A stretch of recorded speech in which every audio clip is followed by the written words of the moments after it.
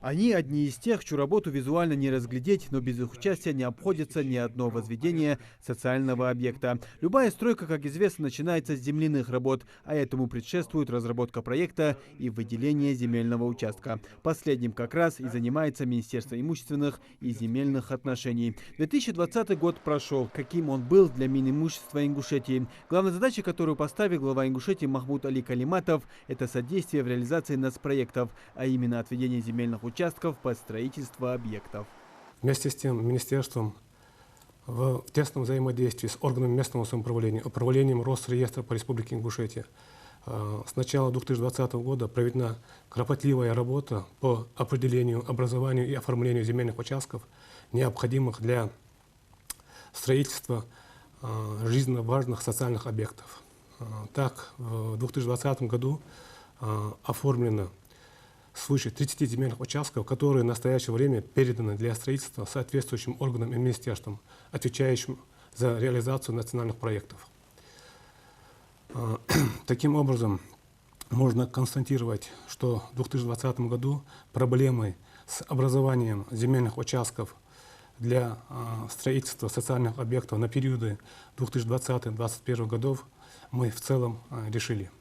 Говоря о нацпроектах, то в рамках их реализации до 2024 года на территории республики планируется строительство 65 новых объектов социального назначения по линии здравоохранения, образования, культуры, спорта и ЖКХ. На каждый из них нужно отвести землю согласно требованиям. В этом есть некоторые проблемы.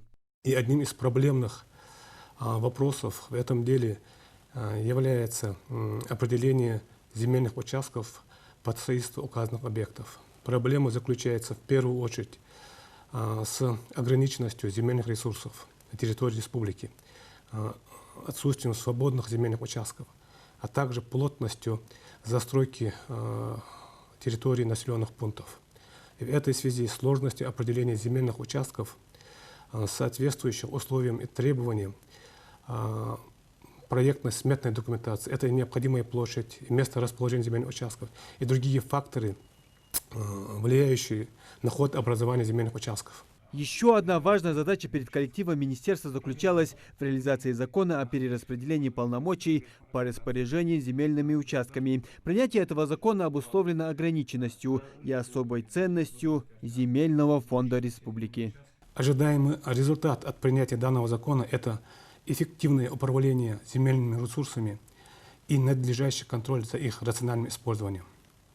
Министерством за отчетный период в рамках реализации данного закона принято свыше 1000 решений об образовании земельных участков, в том числе 500 земельных участков под объектами электросетевого хозяйства республики, свыше 300 земельных участков под объектами газоснабжения, 200 земельных участков образованы под различные цели в рамках предоставления государственных услуг гражданам и организациям, органам государственной власти и местного самоуправления.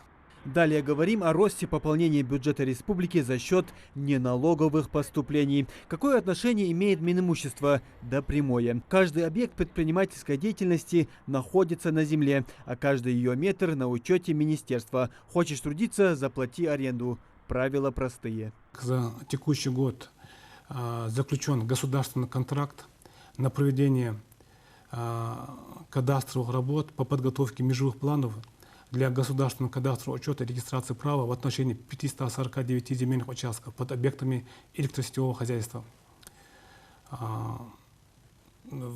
По завершению учетно-регистрационных действий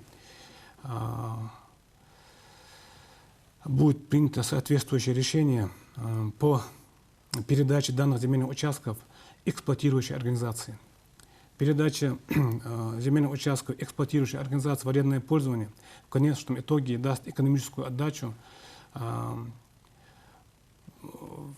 по росту поступления неналогового дохода в бюджет республики. Каждый земельный участок, который приобретает соответствующие характеристики, является основанием для налогообложения. То есть если 549 земельных участков будут иметь соответствующие характеристики, то есть это кадастровый учет, оформление права на данный земельный участок позволит учитывать данный земельный участок как объект налогообложения. То есть это соответствующее поступление в бюджет республики. Самой удачной сделкой для Минимущества Ингушетии в 2020 году стало заключение договора аренды с фирмой Фелиджа Пелле. По результатам проведенного аукциона министерством принято решение о заключении договора аренды с обществом ограниченной ответственности Фелиджа Пелле с установлением годовой арендной платы в 5 миллионов 190 тысяч рублей. То есть если в предыдущие периоды данный объект просто простаивал, и мы не получали дохода от использования данного объекта, то в этом году мы уже как-то образовали эти объекты и передали их в арендное пользование. На полную мощность фабрика выйдет в ближайшие месяцы. Здесь также планируют производить чулочно-носочные и картонажные изделия. Реализация проектов позволит создать около 500 рабочих мест. Если подводить итоги, то в целом, со слов министра, коллектив с поставленными задачами руководства республики справился. Ну а в 2021, помимо обозначенных задач, там планируют также провести инвентаризацию объектов недвижимости, которые находятся в пользовании сельхозгупов республики, чтобы посмотреть, насколько эффективно их там используют. Муслим Ганиев, Магомед Белакиев, Новости 24.